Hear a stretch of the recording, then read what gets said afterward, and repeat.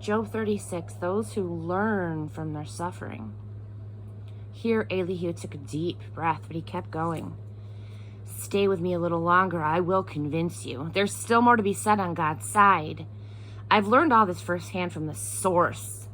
Everything that I know about justice, I owe to my Maker himself. Trust me. I'm giving you undiluted truth. Believe me, I know these things inside and out.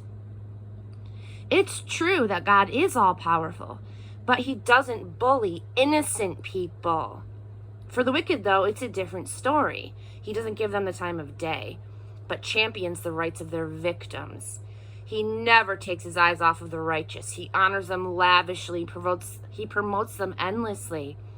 And when things go badly, and when affliction and suffering descend, God tells them where they've gone wrong. He shows them how their pride has caused their trouble. He forces them to heed his warning and tells them that they must repent of their bad life. If they obey and serve him, then they'll have a good long life on Easy Street. But if they disobey, well, then they'll be cut down in their prime and they'll never know the first thing about life. Angry people without God, they pile grievance upon grievance, always blaming others for their troubles.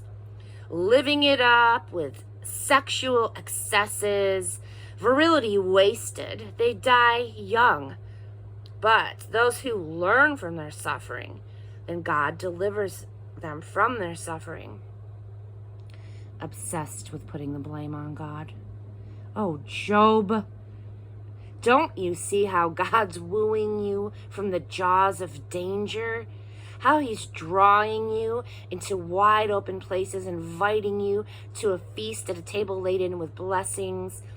And here you are, laden with the guilt of the wicked, obsessed with putting the blame on God.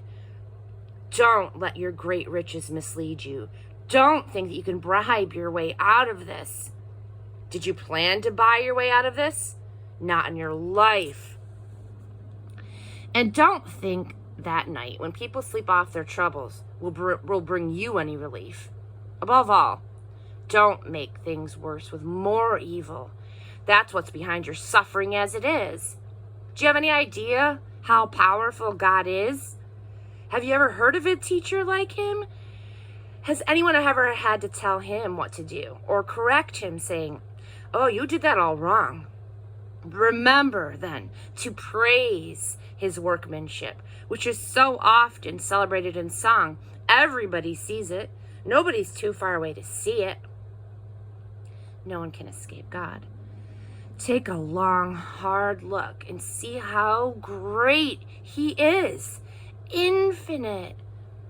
Greater than anything that you could ever imagine or figure out.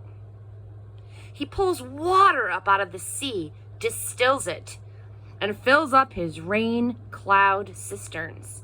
Then the skies open up and pour out soaking showers on everyone. Does anyone have the slightest idea how this happens? How he arranges the clouds, how he speaks in thunder? Just look at that lightning, his sky-filling light show, illuminating the dark depths of the sea. These are the symbols of his sovereignty, his generosity, his loving care. He hurls arrows of light, taking sure and accurate aim. The high God roars in the thunder, angry against evil. Chapter 37. Whenever this happened, my heart stops. I'm stunned. I cannot catch my breath. Listen to it.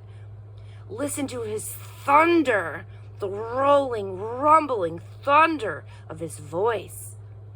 He lets loose his lightnings from horizon to horizon, letting up the earth from pole to pole. In their wake, the thunder echoes his voice, powerful and majestic. He lets out all the stops. He holds nothing back.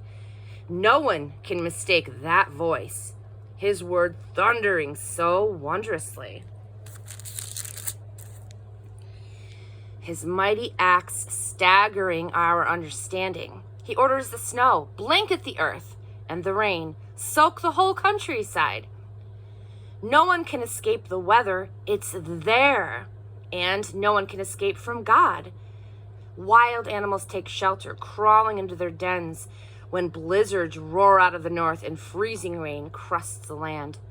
It's God's breath that forms the ice. It's God's breath that turns lakes and rivers solid.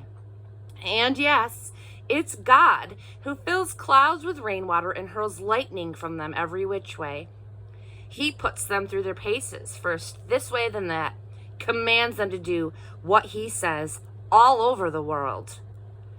Whether for discipline or grace or extravagant love, he makes sure that they make their mark.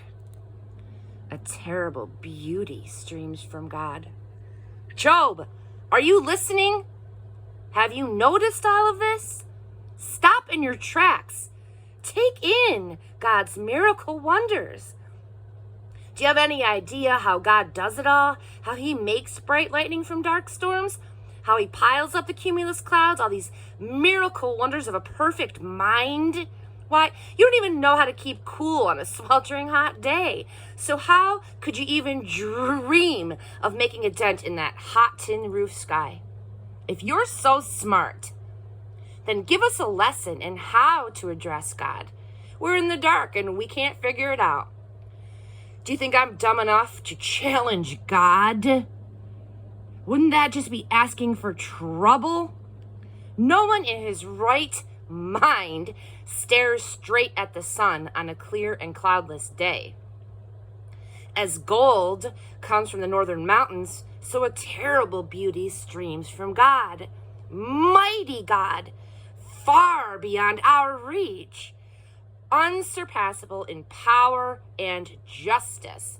It's unthinkable that he would treat anyone unfairly. So bow to him in deep reverence, one and all. If you're wise, you'll most certainly worship him.